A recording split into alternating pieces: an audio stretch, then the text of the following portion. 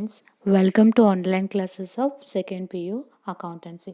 In the previous class, we already discussed regarding the meaning of NPO, features of NPO, and what are the accounts to be maintained by the NPO, and why these NPO organizations are maintained the books of accounts, and what are the capital items and revenue items, these all things.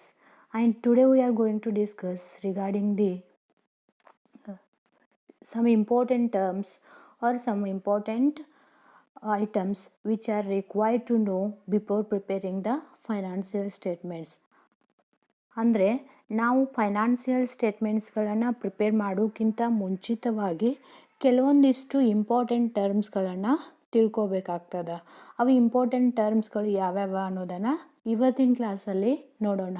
ಅದಕ್ಕಿಂತ ಮುಂಚಿತವಾಗಿ ನಾನು ಏನು ಹೇಳೋಕೆ ಹೊಂಟಿದ್ದೀನಿ ಅಂದರೆ, ನಾವು last ಕ್ಲಾಸಲ್ಲಿ N P O ಅಂದರೆ ಏನು, ಆಮೇಲೆ ಎನ್ ಪಿ ಒ ಸಂಸ್ಥೆಗಳ ಲಕ್ಷಣಗಳೇನು, ಆಮೇಲೆ ಎನ್ ಪಿ ಒ ಸಂಸ್ಥೆಗಳು ಯಾವ ಫೈನಾನ್ಷಿಯಲ್ ಸ್ಟೇಟ್ಮೆಂಟ್ಸ್ಗಳನ್ನು ಪ್ರಿಪೇರ್ ಮಾಡ್ತವೆ, ಆಮೇಲೆ ರಿಸಿಪ್ಟ್ ಅಂದರೆ ಏನು, ಎಕ್ಸ್ಪೆಂಡಿಚರ್ ಅಂದರೆ ಏನು, ಅದರಲ್ಲಿ ರೆವಿನ್ಯೂ ರಿಸಿಪ್ಟ್ ಅಂದರೆ ಏನು, ಕ್ಯಾಪಿಟಲ್ ರಿಸಿಪ್ಟ್ ಅಂದರೆ ಏನು, ರೆವಿನ್ಯೂ ಎಕ್ಸ್ಪೆಂಡಿಚರ್ ಅಂದರೆ ಏನು, ಕ್ಯಾಪಿಟಲ್ ಎಕ್ಸ್ಪೆಂಡಿಚರ್ ಅಂದರೆ ಏನು, ಇವೆಲ್ಲ ವಿಷಯಗಳನ್ನು ನೋಡಿದ್ದೀವಿ. ಹೌದಾ?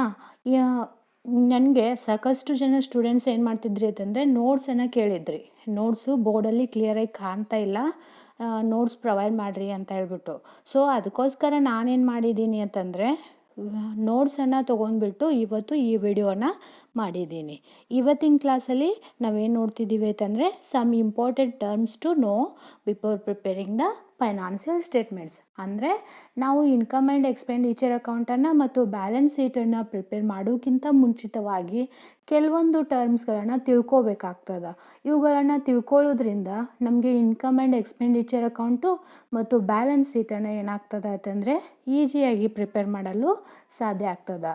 ಸೊ ಅವು ಯಾವ್ಯಾವ ಅಂತ ನೋಡೋಕೆ ಹೋದರೆ, ಮೊದಲೇದು ಕ್ಯಾಪಿಟಲ್ ಫಂಡ್ ಅಂತ ಹೇಳಿಬಿಟ್ಟು. ಕ್ಯಾಪಿಟಲ್ ಫಂಡ್ ಅಂದರೆ capital fund is the difference between assets and liabilities of N P O. ಅಂದರೆ ಎನ್ ಪಿ ಒ ಸಂಸ್ಥೆಗಳಲ್ಲಿ ಅಸೆಟ್ಸ್ ಮತ್ತು ಲಯಬಿಲಿಟಿಗಳ ನಡುವಿನ ವ್ಯತ್ಯಾಸವನ್ನು ನಾವೇನಂತ ಕರಿತೀವಿ ಅಂದರೆ ಕ್ಯಾಪಿಟಲ್ ಫಂಡ್ ಅಂತ ಹೇಳ್ಬಿಟ್ಟು ಕರಿತೀವಿ. ನೀವು ಈಗಾಗಲೇ ಫಸ್ಟ್ ಇಯರ್ ಪಿ ಯು ಸಿಯಲ್ಲಿ ನೋಡಿದ್ದೀರಿ ಕ್ಯಾಪಿಟಲ್ ಅಂದರೆ ಏನು ಅಂತ ಹೇಳ್ಬಿಟ್ಟು.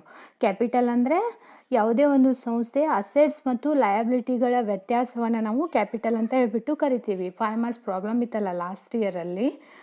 ಕ್ಯಾಪಿಟಲ್ ಅಂದರೆ assets minus liabilities is equal to capital ಅಂತ ಆಗ್ತಿತ್ತು.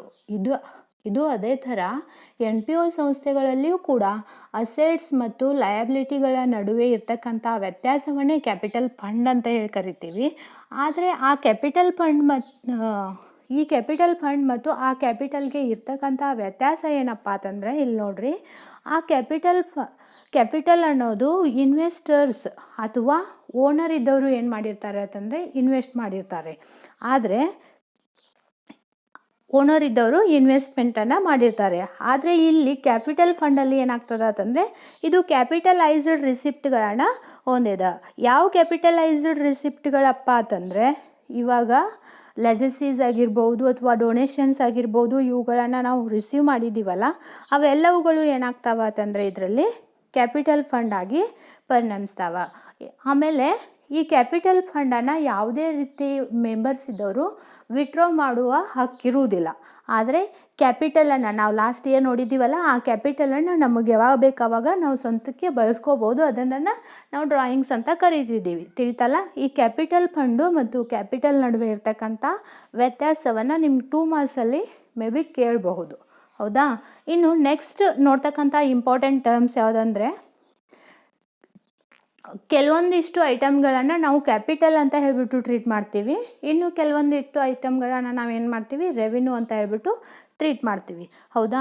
ಅದರಲ್ಲಿ ಮೊದಲೇದು ಕ್ಯಾಪಿಟಲ್ ನೇಚರ್. ಯಾವ ಐಟಮ್ಸ್ಗಳನ್ನು ಕ್ಯಾಪಿಟಲಲ್ಲಿ ಟ್ರೀಟ್ ಮಾಡ್ತೀವಿ, ಆಮೇಲೆ ಯಾವ ಐಟಮ್ಗಳನ್ನು ರೆವಿನ್ಯೂ ಅಂತ ಹೇಳ್ಬಿಟ್ಟು ಟ್ರೀಟ್ ಮಾಡ್ತೀವಿ ಅನ್ನೋದನ್ನು ನೋಡೋಣ. ಮೊದಲೇದು ಏನಪ್ಪ ಅಂದರೆ ಲೆಜಸೀಸ್ ಅಂತ ಹೇಳ್ಬಿಟ್ಟು. ಲೆಜಸೀಸ್ ಅಂದರೆ ಒಬ್ಬ ವ್ಯಕ್ತಿಯ ಮರಣಾನಂತರ ಆ ವ್ಯಕ್ತಿ ಏನು ಮಾಡಿರ್ತಾನೆ ಅಂತಂದರೆ ತನ್ನ ಆಸ್ತಿಗಳನ್ನು ಎನ್ ಪಿ ಒ ಸಂಸ್ಥೆಗಳಿಗೆ ಕೊಡ್ತೀನಿ ಅಂತ ಹೇಳ್ಬಿಟ್ಟು ಅಗ್ರಿಮೆಂಟನ್ನು ಮಾಡಿರ್ತಾನೆ, ವಿಲ್ಲನ್ನು ಬರೆದಿರ್ತಾನೆ. ಆ ವಿಲ್ಲಿನ ಪ್ರಕಾರವಾಗಿ NPO ಸಂಸ್ಥೆಗಳಿಗೆ ಬಂದು ಸೇರ್ತಕ್ಕಂಥ ಆಸ್ತಿಗಳನ್ನು ಲೆಜೆಸೀಸ್ ಅಂತ ಹೇಳ್ಬಿಟ್ಟು ಕರಿತೀವಿ. ಇಲ್ಲಿ ನೋಡ್ರಿ, ಬೇಕಿದ್ರೆ legacies are the donation received by NPO organisation under a will on the death of a donor. Death of a donor ಅಂತ ಹೇಳ್ಬಿಟ್ಟು, ಅಂದರೆ ಒಬ್ಬ ವ್ಯಕ್ತಿ ತಾನು ಮರಣ ಹೊಂದಿದ ತಕ್ಷಣ ತನ್ನಲ್ಲಿರ್ತಕ್ಕಂಥ ಆಸ್ತಿಗಳನ್ನು ನಾನು NPO ಸಂಸ್ಥೆಗೆ ಕೊಡ್ತೀನಿ ಅಂತ ಹೇಳ್ಬಿಟ್ಟು ಮೊದಲೇ ಅಗ್ರಿಮೆಂಟನ್ನು ಮಾಡಿದ್ದ ಅಂದರೆ ಅದರ ಪ್ರಕಾರವಾಗಿ ಏನಾಗ್ತದೆ ಅಂತಂದ್ರೆ NPO ಸಂಸ್ಥೆಗಳಿಗೆ ಅವನಲ್ಲಿರ್ತಕ್ಕಂಥ ಆಸ್ತಿಗಳು ಅಥವಾ ಅವನ ಪ್ರಾಪರ್ಟೀಸ್ಗಳು ಬಂದು ಸೇರ್ತಾವಲ್ಲ, ಅವುಗಳಿಗೆ ಲೆಜೆಸೀಸ್ ಅಂತ ಹೇಳ್ಬಿಟ್ಟು ಕರಿತೀವಿ. ಇದನ್ನು ಏನಂತ ಟ್ರೀಟ್ ಮಾಡ್ತಾರೆ ಅಂದರೆ, it is treated as A capital receipt ಅಂತ ಹೇಳ್ಬಿಟ್ಟು ಇದನ್ನು ಟ್ರೀಟ್ ಮಾಡ್ತಾರೆ. ಯಾಕೆ ಕ್ಯಾಪಿಟಲ್ ರಿಸಿಪ್ಟ್ ಅಂತ ಇದನ್ನು ಟ್ರೀಟ್ ಮಾಡ್ತಾರೆ ಅಂತಂದರೆ, ಇಲ್ಲಿ ಏನಾಗಿರ್ತದೆ ಅಂತಂದರೆ ಇದು ನಾನ್ ರಿಕರಿಂಗ್ ಇನ್ ನೇಚರ್, ಮೇಲಿಂದ ಮೇಲೆ ಬರ್ತಕ್ಕಂಥ ಆದಾಯ ಆಗಿರೋದಿಲ್ಲ, ಒಂದೇ ಸಲ ಬರ್ತಕ್ಕಂಥ ಆದಾಯ ಆಗಿರ್ತದೆ. ಸೊ ಅದಕ್ಕೋಸ್ಕರ ಇದನ್ನು ಏನು ಮಾಡ್ತೀವಿ ಅಂದರೆ ಕ್ಯಾಪಿಟಲ್ ರಿಸಿಪ್ಟ್ ಅಂತ ಟ್ರೀಟ್ ಮಾಡಿ it's shown on the liability side of the balance sheet the liability ಸೈಡಲ್ಲಿ ಇದನ್ನು ಏನು ಮಾಡ್ತೀವಿ ಅಂತಂದರೆ ತೋರಿಸ್ತೀವಿ. ಇನ್ನು ನೆಕ್ಸ್ಟ್ ಬರ್ತಕ್ಕಂಥದ್ದು ಲೈಫ್ ಮೆಂಬರ್ಶಿಪ್ ಫೀಸ್ ಅಂದರೆ ಏನಪ್ಪ ಅಂತಂದರೆ, life membership fees is a paid in lump sum amount by some members instead of to paying a subscription periodically. ಹಿಂಗಂದ್ರೆ ಏನಪ್ಪ ಅಂತಂದರೆ, ಪೀರಿಯಾಡಿಕಲಿ ಸಬ್ಸ್ಕ್ರಿಪ್ಷನನ್ನು ಪ್ರತಿ ವರ್ಷ ಇಂತಿಷ್ಟು ಕೊಡ್ತಾರಂತ ಹೇಳಿದ್ದಲ್ಲ, ಆ ಪ್ರತಿ ವರ್ಷ ಸಬ್ಸ್ಕ್ರಿಪ್ಷನ್ ಕೊಡೋದ್ರ ಬದಲಾಗಿ ಏನು ಮಾಡಿರ್ತಾರೆ ಅಂತಂದರೆ ಒಮ್ಮೆಲೆ ಒಂದೇ ಸರಿ ಏನು ಮಾಡಿರ್ತಾರೆ ಅಂತಂದರೆ ಇವರು ಲೈಫ್ ಮೆಂಬರ್ಶಿಪ್ ಫೀಸನ್ನು ಕೊಟ್ಟಿರ್ತಾರೆ. ಅಂದರೆ ಜೀವನ ಪೂರ್ತಿ ಏನು ಮಾಡ್ಬೋದು ಅಂತಂದರೆ ಆ ಸಂಸ್ಥೆಗೆ ಮೆಂಬರ್ ಆಗಿ ಇರ್ಬೋದು ಅವನು. ಆ ಎಲ್ಲ ಹಣವನ್ನು ಏನು ಮಾಡಿರ್ತಾರೆ ಅಂದರೆ ಒಂದೇ ಸಲ ಪೇ ಮಾಡಿರ್ತಾರೆ. ಇದಕ್ಕೇನಂತ ಕರಿತೀವಿ ಅಂದರೆ ಲೈಫ್ ಮೆಂಬರ್ಶಿಪ್ ಫೀಸ್ ಅಂತ ಹೇಳ್ಬಿಟ್ಟು ಕರಿತೀವಿ. ಈ ಲೈಫ್ ಮೆಂಬರ್ಶಿಪ್ ಫೀಸನ್ನು ಒಮ್ಮೆ ತುಂಬಿದ್ರು ಅಂದರೆ ಆಯಿತು, ಅವನು ಲೈಫ್ ಟೈಮ್ ಏನು ಮಾಡ್ಬೋದು ಅಂದರೆ ಆ ಸಂಸ್ಥೆಗೆ ಮೆಂಬರ್ ಆಗಿರ್ಬೋದು. ಸೊ ಅದಕ್ಕೋಸ್ಕರ ಇದೇನಾಗ್ತದೆ ಅಂತಂದರೆ ಸಂಸ್ಥೆಗೆ ಕ್ಯಾಪಿಟಲ್ ರಿಸಿಪ್ಟ್ ಆಗ್ತದೆ. ಲೈಫ್ ಮೆಂಬರ್ಶಿಪ್ ಫೀಸು ಏನಾಗ್ತದೆ ಅಂದರೆ ಕ್ಯಾಪಿಟಲ್ ರಿಸಿಪ್ಟ್ ಆಗ್ತದೆ. ಇದನ್ನು ಕೂಡ ಬ್ಯಾಲೆನ್ಸ್ ಶೀಟಲ್ಲಿ ತೋರಿಸ್ತೀವಿ. ಇನ್ನು ನೆಕ್ಸ್ಟ್ ಬರ್ತಕ್ಕಂಥದ್ದು ಪರ್ಚೇಜ್ ಆಫ್ ಫಿಕ್ಸ್ಡ್ ಅಸೆಟ್ ಅಂತ ಹೇಳ್ಬಿಟ್ಟು. ಪರ್ಚೇಜ್ ಆಫ್ ಫಿಕ್ಸ್ಡ್ ಅಸೆಟ್ಸ್ ಅಂತ ಅದಲ್ಲೇ, ಫಿಕ್ಸ್ಡ್ ಅಸೆಟ್ಸನ್ನು ನಾವು ಯಾವತ್ತಾದರೂ ಒಮ್ಮೆ ಮಾತ್ರ ಖರೀದಿ ಮಾಡ್ತೀವಿ, ರೆಗ್ಯುಲರ್ ಬೇಸಿಸಲ್ಲಿ ಖರೀದಿ ಮಾಡೋಲ್ಲ. ಸೊ ಅದಕ್ಕೋಸ್ಕರ purchase of fixed assets, purchase ಮಾಡಿದ್ದೀವಿ ಅಂದರೆ ಪೇಮೆಂಟ್ ಮಾಡಿರ್ತೀವಿ, ಫಿಕ್ಸ್ಡ್ ಅಸೆಟ್ಸನ್ನು ಖರೀದಿ ಮಾಡಿರ್ತೀವಿ, ಯಾವತ್ತಾದರೂ ಒಂದಿನ ಪೇಮೆಂಟ್ ಮಾಡ್ತಕ್ಕಂಥ ಖರ್ಚು. ಸೊ ಅದಕ್ಕೋಸ್ಕರ ಇದೇನಾಗ್ತದೆ ಅಂದರೆ capital expenditure. Purchase of fixed assets ಏನಾಗ್ತದೆ ಅಂದರೆ ಕ್ಯಾಪಿಟಲ್ ಎಕ್ಸ್ಪೆಂಡಿಚರ್ ಆಗ್ತದೆ. ಇದನ್ನು ಏನು ಮಾಡ್ತೀವಿ ಅಂದರೆ ಪರ್ಚೇಜ್ ಆಫ್ ಫಿಕ್ಸ್ಡ್ ಅಸೆಟ್ಸನ್ನು ಬ್ಯಾಲೆನ್ಸ್ ಶೀಟಲ್ಲಿ ತೋರಿಸ್ತೀವಿ.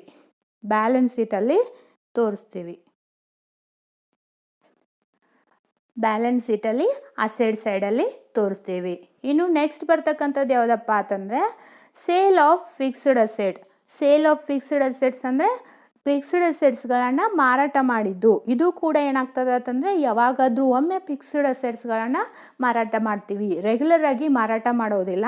ಸೊ ಸೇಲ್ ಆಫ್ ಫಿಕ್ಸ್ಡ್ ಅಸೆಟ್ಸ್ಗಳಿಂದ ನಮಗೆ ಬರ್ತಕ್ಕಂತಹ ಇನ್ಕಮನ್ನು ನಾವೇನಂತ ಟ್ರೀಟ್ ಮಾಡ್ತೀವಿ ಅಂದರೆ ಕ್ಯಾಪಿಟಲ್ ರಿಸಿಪ್ಟ್ ಅಂತ ಹೇಳ್ಬಿಟ್ಟು ಟ್ರೀಟ್ ಮಾಡ್ತೀವಿ. ಕ್ಯಾಪಿಟಲ್ ರಿಸಿಪ್ಟನ್ನು ನಾವೆಲ್ಲಿ ತೋರಿಸ್ತೀವಿ ಅಂದರೆ ಬ್ಯಾಲೆನ್ಸ್ ಶೀಟ್ ದ ಲಯಬಿಲಿಟಿ ಸೈಡಲ್ಲಿ. ನೆಕ್ಸ್ಟು ಸ್ಪೆಷಲ್ ಫಂಡ್ ಅಂದರೆ ಏನಪ್ಪ ಅಂತಂದರೆ ಕೆಲವೊಂದಿಷ್ಟು ಅಮೌಂಟನ್ನು ಬಿಸ್ನೆಸ್ಸಲ್ಲಿ ಏನು ಮಾಡಿರ್ತಾರೆ ಅಂದರೆ ಸ್ಪೆಷಲ್ ಪರ್ಪಸ್, ಯಾವುದೇ ರೀತಿಯಾದಂಥ ಸ್ಪೆಷಲ್ ಆ್ಯಕ್ಟಿವಿಟೀಸ್ಗಳನ್ನು, ಸ್ಪೆಸಿಫಿಕ್ ಇದೇ ಆ್ಯಕ್ಟಿವಿಟೀಸ್ಗಳನ್ನು ಮಾಡಬೇಕು ಅಂತ ಹೇಳ್ಬಿಟ್ಟು ಫಂಡನ್ನು ರಿಸೀವ್ ಮಾಡಿರ್ತಾರೆ. ಫಾರ್ ಎಕ್ಸಾಂಪಲ್ ಪ್ರೈಸ್ ಫಂಡ್ ಆಗಿರ್ಬೋದು ಅಥವಾ ಟೂರ್ನಮೆಂಟ್ ಫಂಡ್ ಆಗಿರ್ಬೋದು. ಅಂದರೆ ಪ್ರೈಸ್ ಡಿಸ್ಟ್ರಿಬ್ಯೂಟ್ ಮಾಡ್ತೀನಿ ಅಂತ ಹೇಳ್ಬಿಟ್ಟು ಫಂಡನ್ನು ರಿಸೀವ್ ಮಾಡೋದಕ್ಕೆ ಪ್ರೈಸ್ ಫಂಡ್ ಆಗ್ತದೆ, ಅಥವಾ ಸ್ಪೋರ್ಟ್ಸ್ ಫಂಡ್ ಆಗಿರ್ತದೆ, ಅಥವಾ ಮ್ಯಾಚ್ ಫಂಡ್ ಆಗಿರ್ತದೆ, ಅಥವಾ ಟೂರ್ನಮೆಂಟ್ ಫಂಡ್ ಆಗಿರ್ತದೆ. ಇವೆಲ್ಲವೂ ಏನಾಗ್ತಾವ ಅಂತಂದರೆ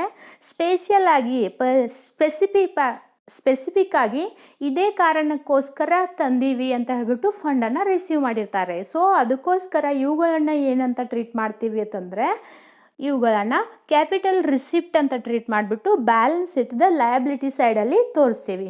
ಇಲ್ಲಿ ಇನ್ನೊಂದು ವಿಷಯ ನೀವು ನೆನಪಿಡಬೇಕಾದದ್ದು ಏನಪ್ಪ ಅಂತಂದರೆ, ಇವಾಗ ಪ್ರೈಸ್ ಫಂಡ್ ಅಂತ ಕೊಟ್ಟಿರ್ಬೋದು, ಅಥವಾ ಟೂರ್ನಮೆಂಟ್ ಫಂಡ್ ಅಂತ ಕೊಟ್ಟಿರ್ಬೋದು, ಅಥವಾ ಮ್ಯಾಚ್ ಫಂಡ್ ಅಂತ ಕೊಟ್ಟಿರ್ಬೋದು. ಇವಾಗ ಇವುಗಳನ್ನು ಫಂಡ್ ಅಂತ ಹೇಳಿಬಿಟ್ಟು ಇದು ಪ್ರಾಬ್ಲಮಲ್ಲಿ ಕೊಟ್ಟಿರ್ತಾರೆ. ಆವಾಗ ಮತ್ತೊಂದು ಸಲ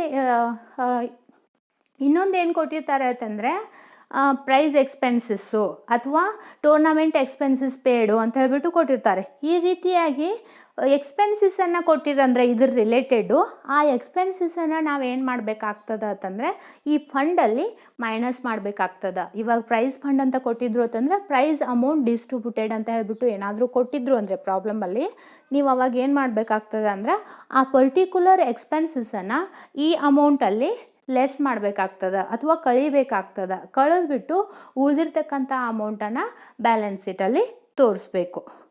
ಓಕೆನಾ? ಪ್ರಾಬ್ಲಮ್ ಬಂದಾಗ ಇನ್ನೂ ಇದು ಕ್ಲಿಯರಾಗಿ ತಿಳಿತದ. ನೆಕ್ಸ್ಟು ಎಂಡೋನ್ಮೆಂಟ್ ಫಂಡ್ ಅಂತ ಹೇಳ್ಬಿಟ್ಟು. ಎಂಡೋನ್ಮೆಂಟ್ ಫಂಡ್ ಅಂದರೆ, endowment fund is a money received or a property given by the way of a gift by a donor to the NPO organization so as provide as a permanent means of support ಅಂತ ಹೇಳ್ಬಿಟ್ಟು. ಹಿಂಗಂದ್ರೆ ಏನಪ್ಪ ಅಂದರೆ, ಇವಾಗ ನಿರಂತರವಾಗಿ ನಾನು ಸಂಸ್ಥೆಗೆ ಆದಾಯವನ್ನು ಕೊಡ್ತೀನಿ ಅಥವಾ ಆಸ್ತಿಯನ್ನು ಕೊಡ್ತೀನಿ ಅಂತ ಹೇಳ್ಬಿಟ್ಟು ಕೊಡ್ತಿರ್ತಾರೆ. ಆ ರೀತಿಯಾಗಿ ನಿರಂತರವಾಗಿ ಬರ್ತಕ್ಕಂತಹ ಆದಾಯವನ್ನು ನಾವೇನಂತ ಕರಿತೀವಿ ಅಂದರೆ ಎಂಡೋನ್ಮೆಂಟ್ ಫಂಡ್ ಅಂತ ಹೇಳ್ಬಿಟ್ಟು ಕರಿತೀವಿ. ಇದು ಕೂಡ ಏನಾಗ್ತದ ಅಂತಂದರೆ ಕ್ಯಾಪಿಟಲ್ ರಿಸಿಪ್ಟ್ ಆಗ್ತದ. ಇದನ್ನು ಕೂಡ ಏನು ಮಾಡ್ತೀವಿ ಅಂದರೆ liability side of the balance ಶೀಟಲ್ಲಿ ತೋರಿಸ್ತೀವಿ. ಓಕೆನಾ? ದೆನ್ ನೆಕ್ಸ್ಟ್ ಬರ್ತಕ್ಕಂಥದ್ದು ಸ್ಪೆಷಲ್ ಫಂಡ್. ಸ್ಪೆಷಲ್ ಫಂಡ್ ಅಂದರೆ ಏನಪ್ಪ ಅಂತಂದರೆ special donation. Special donations are the donations for the specific purpose such as donation for building, donations for swimming pool. It should be treated as a capital receipt and shown on the liability side of the balance sheet. Special fund ಅಂದರೆ ಏನಪ್ಪ ಅಂತಂದ್ರೆ, special donation ಅಂದರೆ ಏನಪ್ಪ ಅಂತಂದರೆ some specific purpose ಡೊನೇಷನ್ಸ್ಗಳನ್ನು receive ಮಾಡಿರ್ತಾರೆ. ಅವುಗಳನ್ನು ಏನಂತ ಕರಿತೀವಿ ಅಂದರೆ ಸ್ಪೆಷಲ್ ಡೊನೇಷನ್ಸ್ ಅಂತ ಹೇಳ್ಬಿಟ್ಟು ಕರಿತೀವಿ. ಈ ಸ್ಪೆಷಲ್ ಡೊನೇಷನ್ಸ್ಗಳನ್ನು ಕ್ಯಾಪಿಟಲ್ ರಿಸಿಪ್ಟ್ ಅಂತ ಟ್ರೀಟ್ ಮಾಡಿ ಇವುಗಳನ್ನು ಏನು ಮಾಡ್ತೀವಿ ಅಂತಂದರೆ liability side of the balance ಶೀಟಲ್ಲಿ ತೋರಿಸ್ತೀವಿ. ತಿಳಿತಲ್ಲ? ಕಂಪ್ಲೀಟ್ಲಿ ಇವುಗಳನ್ನು ಕ್ಯಾಪಿಟಲಲ್ಲಿ ಟ್ರೀಟ್ ಮಾಡ್ತಕ್ಕಂಥ ಐಟಮ್ಸ್ಗಳು ಯಾವ್ಯಾವ ಅಂತ ಹೇಳ್ಬಿಟ್ಟು. ಇನ್ನು ನೆಕ್ಸ್ಟ್ ಬರ್ತಕ್ಕಂಥದ್ದು ಯಾವುದಪ್ಪ ಅಂತಂದರೆ items completely revenue in nature. ಯಾವ ಐಟಮ್ಗಳನ್ನು ರೆವಿನ್ಯೂ ಅಂತ ಹೇಳ್ಬಿಟ್ಟು ಟ್ರೀಟ್ ಮಾಡ್ತೀವಿ ನೋಡ್ರಿ ಯಾವ್ಯಾವ ಅಂದರೆ, ಮೊದಲೇದು ಸಬ್ಸ್ಕ್ರಿಪ್ಷನ್ ಅಂತ ಹೇಳ್ಬಿಟ್ಟು. ಸಬ್ಸ್ಕ್ರಿಪ್ಷನ್ ಅಂದರೆ fees received by the organisation from its member to keep membership active ಅಂತ ಹೇಳ್ಬಿಟ್ಟು. ಅಂದರೆ ಮೆಂಬರ್ಶಿಪ್ ಫೀಸನ್ನು ರಿಸೀವ್ ಮಾಡಿರ್ತಾರಲ್ಲ, ಮೆಂಬರ್ ಇರ್ತಾರಲ್ಲ, ಅವ್ರ ಮೆಂಬರ್ಶಿಪ್ಪನ್ನು ಆ್ಯಕ್ಟಿವ್ ಆಗಿ ಇಡಬೇಕು ಅಂತ ಹೇಳ್ಬಿಟ್ಟು ಪ್ರತಿ ವರ್ಷ ಇಂತಿಷ್ಟು ಫೀಸನ್ನು ರಿಸೀವ್ ಮಾಡ್ತಿರ್ತಾರೆ ಅವ್ರ ಕಡೆಯಿಂದ ಸಂಸ್ಥೆಯವರು. ಅದಕ್ಕೇನಂತ ಕರಿತೀವಿ ಅಂದರೆ ಸಬ್ಸ್ಕ್ರಿಪ್ಷನ್ ಫೀಸ್ ಅಂತ ಹೇಳ್ಬಿಟ್ಟು ಕರಿತೀವಿ. ಇದನ್ನು ನಾವು ಏನು ಮಾಡ್ತೀವಿ ಅಂದರೆ ರೆವಿನ್ಯೂ ರಿಸಿಪ್ಟ್ ಅಂತ ಹೇಳ್ಬಿಟ್ಟು ಕನ್ಸಿಡರ್ ಮಾಡ್ತೀವಿ. ಯಾಕೆ ಇದನ್ನು ರೆವಿನ್ಯೂ ರಿಸಿಪ್ಟ್ ಅಂತ ಹೇಳ್ಬಿಟ್ಟು ಕನ್ಸಿಡರ್ ಮಾಡ್ತೀವಿ ಅಂತಂದರೆ ಇದು ಪ್ರತಿ ವರ್ಷ ಬರ್ತಕ್ಕಂಥ ಆದಾಯವಾಗಿರ್ತದ. ಸಂಸ್ಥೆಗೆ ಪ್ರತಿ ವರ್ಷ ಬರ್ತಕ್ಕಂಥ ಆದಾಯವಾಗಿರೋದ್ರಿಂದ ಸಬ್ಸ್ಕ್ರಿಪ್ಷನನ್ನು ಏನು ಮಾಡ್ತೀವಿ ಅಂತಂದರೆ ರೆವಿನ್ಯೂ ರಿಸಿಪ್ಟ್ ಅಂತ ಹೇಳ್ಬಿಟ್ಟು ಟ್ರೀಟ್ ಮಾಡ್ತೀವಿ. ನೆಕ್ಸ್ಟು ಸೆಕೆಂಡ್ ಒನ್ ಬರ್ತಕ್ಕಂಥದ್ದು ಸೇಲ್ ಆಫ್ ಸ್ಕ್ರ್ಯಾಪ್ ಅಂದರೆ ನೀವು ಆಲ್ರೆಡಿ ನೋಡಿದ್ದೀರಿ. ಅಂದರೆ ಲಾಸ್ಟಲ್ಲಿ ಉಳಿದಿರ್ತಕ್ಕಂಥ ಒಂದು ಡೆಡ್ ವ್ಯಾಲ್ಯೂ ಇರ್ತದೆ, ಅಂದರೆ ಅದು ಯೂಸ್ ಇರಲ್ಲ, ಅನ್ಯೂಸ್ ಇರ್ತದೆ. ಇವಾಗ ಮಷಿನರಿಯನ್ನು ತೊಗೊಂಡ್ಮೇಲೆ ಮಷಿನರಿ ಒಂದು 10 ವರ್ಷ ಆದಮೇಲೆ ಏನಾಗಿರ್ತದೆ ಅಂತಂದರೆ ಉಪಯೋಗಕ್ಕೆ ಬಾರದೆ ಮಷಿನರಿ ಉಳಿದಿರ್ತದಲ್ಲ, ಅದಕ್ಕೆ ಸ್ಕ್ರ್ಯಾಪ್ ವ್ಯಾಲ್ಯೂ ಅಂತ ಕರಿತೀವಿ. ಹೌದಾ? ಆ ರೀತಿ ಸ್ಕ್ರ್ಯಾಪನ್ನು ಆ ರೀತಿ ಏನಾದರೂ ನಾವು ಉಳಿದಿರ್ತಕ್ಕಂಥ ವಸ್ತುವನ್ನು ಮಾರಿದೀವಿ ಅಂದರೆ, ಅಥವಾ ಸೇಲ್ ಆಫ್ ನ್ಯೂಸ್ ಪೇಪರನ್ನು ಮಾರಿದೀವಿ ಅಂತಂದರೆ, ಗ್ರಾಸ್ ಅಂದರೆ ಸಣ್ಣ ಐಟಮ್ಸ್ಗಳೇ ಇರ್ತಾವೆ, ಕನ್ಸ್ಯೂಮೇಬಲ್ ಐಟಮ್ಸು ಅಥವಾ ಸ್ಪೋರ್ಟ್ಸ್ ಮಟೀರಿಯಲು. ಇವಾಗ ಸ್ಪೋರ್ಟ್ಸ್ ಕ್ಲಬ್ ಇತ್ತಂದರೆ ಸ್ಪೋರ್ಟ್ಸ್ ಮಟೀರಿಯಲ್ ಇರ್ತಾವೆ, ಅಥವಾ ಯಾವುದೇ ರೀತಿಯಾದಂಥ ಒಂದು ಹಾಸ್ಪಿಟಲ್ಸ್ ಇದ್ರಂದರೆ ಮೆಡಿಸನ್ಸ್ ಇರ್ತಾವೆ. ಈ ರೀತಿಯಾದಂಥ ವಸ್ತುಗಳನ್ನು ಮಾರಾಟ ಮಾಡಿದೀವಿ, ಅದರಿಂದ ಏನಾದರೂ ಆದಾಯ ಬಂದಿತ್ತು ಅಂದರೆ ಅವುಗಳನ್ನು ಏನಂತ ಟ್ರೀಟ್ ಮಾಡ್ತೀವಿ ಅಂದರೆ ರೆವಿನ್ಯೂ ರಿಸಿಪ್ಟ್ ಅಂತ ಟ್ರೀಟ್ ಮಾಡಿಬಿಟ್ಟು ಇನ್ಕಮ್ ಆ್ಯಂಡ್ ಎಕ್ಸ್ಪೆಂಡಿಚರ್ ಅಕೌಂಟಲ್ಲಿ ರಿಕಾರ್ಡ್ ಮಾಡ್ತೀವಿ. Sale of scrap, newspaper, grass, consumable items, sports materials or it may be medicines, ಇವೆಲ್ಲವುಗಳನ್ನ ಏನಂತ ಟ್ರೀಟ್ ಮಾಡ್ತೀವಿ ಅಂದರೆ ರೆವಿನ್ಯೂ ರಿಸಿಪ್ಟ್ ಅಂತ ಹೇಳಿ ಟ್ರೀಟ್ ಮಾಡಿಬಿಟ್ಟು ಇನ್ಕಮ್ ಆ್ಯಂಡ್ ಎಕ್ಸ್ಪೆಂಡಿಚರ್ದ ಕ್ರೆಡಿಟ್ ಸೈಡಲ್ಲಿ ಏನು ಮಾಡ್ತೀವಿ ಅಂದರೆ ಇವುಗಳನ್ನು ರಿಕಾರ್ಡ್ ಮಾಡ್ತೀವಿ. ಇನ್ನು ನೆಕ್ಸ್ಟ್ ಬರ್ತಕ್ಕಂಥದ್ದು ಯಾವುದಪ್ಪ ಅಂದರೆ ಹಾನರೇರಿಯಮ್ ಅಂತ ಹೇಳ್ಬಿಟ್ಟು, ಇದನ್ನು ಕನ್ನಡದಲ್ಲಿ ಗೌರವಧನ ಅಂತ ಹೇಳ್ಬಿಟ್ಟು ಕರೀತಾರೆ ರೀ. ಅಂದರೆ ಇವಾಗ NPO ಸಂಸ್ಥೆಗಳಲ್ಲಿ ಕೆಲವೊಂದು ವ್ಯಕ್ತಿಗಳು ಏನು ಮಾಡಿರ್ತಾರೆ ಅಂತಂದರೆ ಕಾರ್ಯವನ್ನು ಮಾಡಿರ್ತಾರೆ, ಸರ್ವಿಸನ್ನು ರೆಂಡರ್ ಮಾಡಿರ್ತಾರೆ. ಆ ಸೇವೆಯನ್ನು ಒದಗಿಸಿದ್ದಕ್ಕಾಗಿ ಆ ವ್ಯಕ್ತಿಗಳಿಗೆ ನಾವು ಏನು ಮಾಡ್ತೀವಿ ಅಂತಂದರೆ ಕೆಲವೊಂದಿಷ್ಟು ಅಮೌಂಟನ್ನು ಪೇಮೆಂಟ್ ಮಾಡಿರ್ತೀವಿ. ಆ ಪೇಮೆಂಟನ್ನು ಏನಂತ ಕರೀತಾರ ಅಂದರೆ ಹಾನರೇರಿಯಮ್ ಅಂತ ಹೇಳ್ಬಿಟ್ಟು ಕರೀತಾರೆ. NPO ಸಂಸ್ಥೆಗಳಲ್ಲಿ ಸೇವೆ ಸಲ್ಲಿಸಿದ್ದಕ್ಕಾಗಿ ಆ ವ್ಯಕ್ತಿಗಳಿಗೆ ಕೊಡ್ತಕ್ಕಂತಹ ಒಂದು ಗೌರವಧನವನ್ನು ಅಥವಾ ಪೇಮೆಂಟನ್ನು ಏನಂತ ಕರಿತೀವಿ ಅಂದರೆ ಹಾನರೇರಿಯಮ್ ಅಂತ ಹೇಳಿಬಿಟ್ಟು ಕರಿತೀವಿ. ಇದನ್ನು ಪ್ರತಿ ವರ್ಷ ಅಥವಾ ಪ್ರತಿ ತಿಂಗಳು ಕೊಡ್ತಕ್ಕಂಥ ಮೇಲಿಂದ ಮೇಲೆ ಆಗ್ತಕ್ಕಂತಹ ಆದಾಯ ಒಂದು ಎಕ್ಸ್ಪೆನ್ಸಸ್ ಆಗಿರ್ತದ. ಸೊ ಅದಕ್ಕೋಸ್ಕರ ಇದನ್ನು ಏನಂತ ಕನ್ಸಿಡರ್ ಮಾಡ್ತೀವಿ ಅಂತಂದರೆ ರೆವಿನ್ಯೂ ಎಕ್ಸ್ಪೆಂಡಿಚರ್. ಇದನ್ನು ಏನಂತ ಕನ್ಸಿಡರ್ ಮಾಡ್ತೀವಿ ಅಂದರೆ ರೆವಿನ್ಯೂ ಎಕ್ಸ್ಪೆಂಡಿಚರ್ ಅಂತ ಟ್ರೀಟ್ ಮಾಡಿಬಿಟ್ಟು ಇನ್ಕಮ್ ಆ್ಯಂಡ್ ಎಕ್ಸ್ಪೆಂಡಿಚರ್ದ ಡೆಬಿಟ್ ಸೈಡಲ್ಲಿ ಇದನ್ನು ಮೆನ್ಷನ್ ಮಾಡ್ತೀವಿ. ಇನ್ನು ಲಾಸ್ಟಲ್ಲಿರೋದು ಪರ್ಚೇಸ್ ಆಫ್ ಕನ್ಸ್ಯೂಮೇಬಲ್ ಐಟಮ್ಸ್. ಅದೇ ನಾನು ಹೇಳಿದ್ನಲ್ಲ, ಒಂದು NPO ಸಂಸ್ಥೆ ಮೆಡಿಕಲ್ ಹಾಸ್ಪಿಟಲ್ ಇತ್ತು ಅಂದರೆ ಮೆಡಿಸನ್ಸನ್ನು ಪರ್ಚೇಸ್ ಮಾಡೋದು ಮತ್ತು ಖರೀದಿ ಮಾಡೋದು ಮಾಡ್ತಿರ್ತದ. ಅಥವಾ ಸ್ಪೋರ್ಟ್ಸ್ ಕ್ಲಬ್ ಇತ್ತು ಅಂದರೆ ಸ್ಪೋರ್ಟ್ಸ್ ಮಟೀರಿಯಲನ್ನು ಪರ್ಚೇಸ್ ಮಾಡೋದು ಖರೀದಿ ಮಾಡೋದು ಮಾಡ್ತಿರ್ತದ. ಈ ರೀತಿಯಾಗಿ ಮಾಡ್ತಕ್ಕಂತಹ ಐಟಮ್ಸ್ಗಳನ್ನು ಏನು ಮಾಡ್ತೀವಿ ಅಂತಂದರೆ ರೆವಿನ್ಯೂ ಎಕ್ಸ್ಪೆಂಡಿಚರ್ ಆಗ್ತದೆ. ಇಲ್ಲೇ ಪರ್ಚೇಸ್ ಆಫ್ ಕನ್ಸ್ಯೂಮೇಬಲ್ ಐಟಮ್ ಅಂದರೆ ಪರ್ಚೇಸ್ ಮಾಡಿದಾಗ ಆ ವಸ್ತುಗಳಿಗೆ ನಾವು ದುಡ್ಡನ್ನು ಕೊಡ್ತೀವಲ್ಲ, ಸೊ ಅದಕ್ಕೋಸ್ಕರ ಇದು ಏನಾಗ್ತದೆ ಅಂದರೆ ರೆವಿನ್ಯೂ ಎಕ್ಸ್ಪೆಂಡಿಚರ್ ಆಗ್ತದೆ. ಇವುಗಳನ್ನು ಕೂಡ ಏನು ಮಾಡ್ತೀವಿ ಅಂತಂದರೆ ಇನ್ಕಮ್ ಆ್ಯಂಡ್ ಎಕ್ಸ್ಪೆಂಡಿಚರ್ದ ಡೆಬಿಟ್ ಸೈಡಲ್ಲಿ ರಿಕಾರ್ಡ್ ಮಾಡ್ತೀವಿ. ತಿಳಿತಲ್ಲ? Next items which can be revenue in nature or capital in nature. ಅಂದರೆ ಕೆಲವೊಂದು ಐಟಮ್ಸ್ಗಳು ಹಿಂಗದಾವಲ್ಲ, ಅವುಗಳನ್ನು ರೆವಿನ್ಯೂ ಕೂಡ ಅನ್ನಕ್ಕೆ ಬರಲ್ಲ ಮತ್ತು ಕ್ಯಾಪಿಟಲ್ ಕೂಡ ಅನ್ನಕ್ಕೆ ಬರೋದಿಲ್ಲ. ಅವು ಎರಡೂ ರೀತಿ ಟ್ರೀಟ್ ಆಗ್ತವೆ.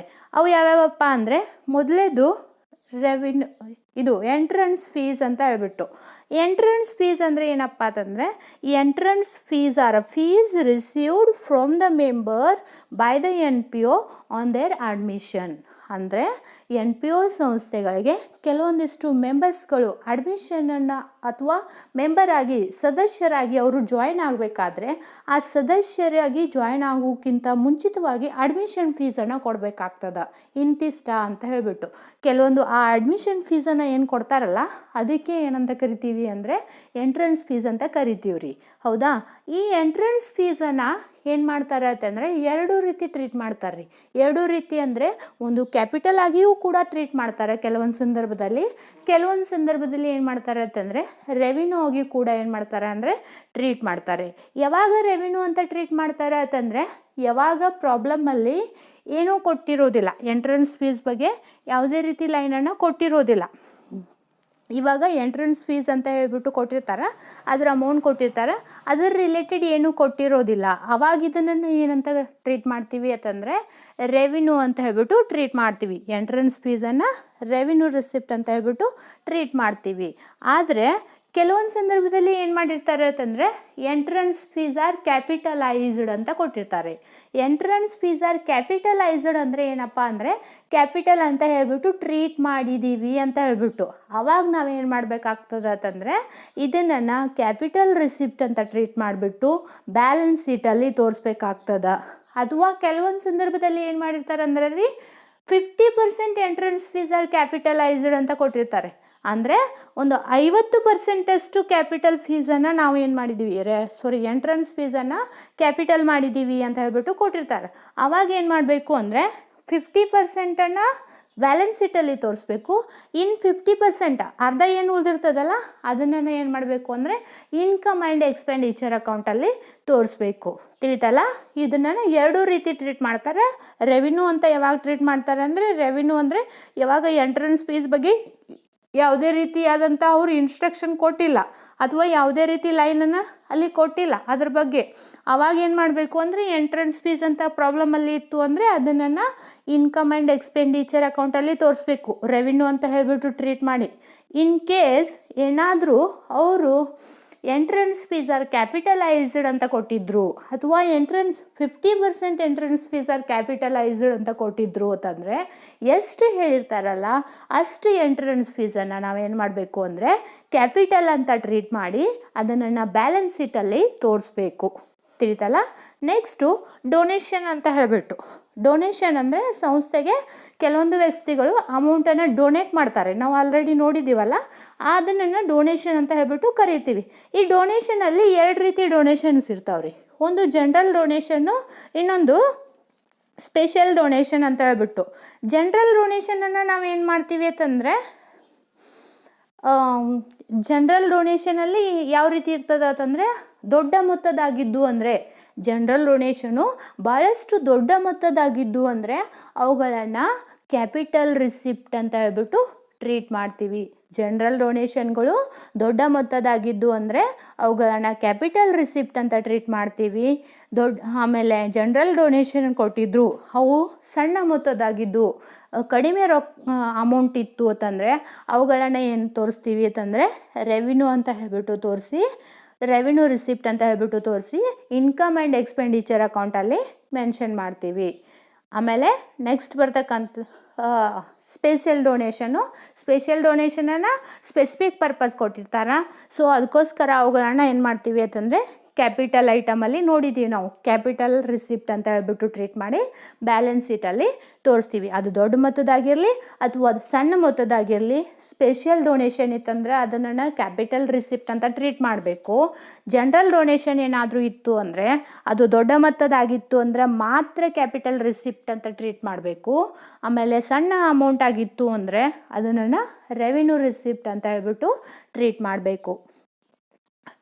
ತಿಳಿತಲ್ಲ. Thank you students. ನಿಮ್ಗೆ ಏನಾದರೂ ಡೌಟ್ಸ್ ಇದ್ದರೆ ನೀವು ನನಗೆ ಕಾಲ್ ಮಾಡಿ ಅಥವಾ ಗ್ರೂಪಲ್ಲಿ ಮೆಸೇಜ್ ಮಾಡಿಬಿಟ್ಟು ಕೇಳಿರಿ ಇದ್ರ ಬಗ್ಗೆ. ಈ ರೀತಿ ನಿಮ್ಗೆ ಏನಾದರೂ ವಿತ್ ನೋಟ್ಸ್ ವಿಡಿಯೋ ಚಲೋ ಅನಿಸ್ತಿತ್ತು ಅಂದರೆ ಇದನ್ನೇ ಕಂಟಿನ್ಯೂ ಮಾಡೋಣ, ಇಲ್ಲ ಅಂದರೆ ಕ್ಲಾಸ್ ವಿಡಿಯೋ ಇರಲ್ರಿ ಅಂತ ಹೇಳ್ಬಿಟ್ಟು ಅಂದರೆ ಅದನ್ನು ಕಂಟಿನ್ಯೂ ಮಾಡೋಣ.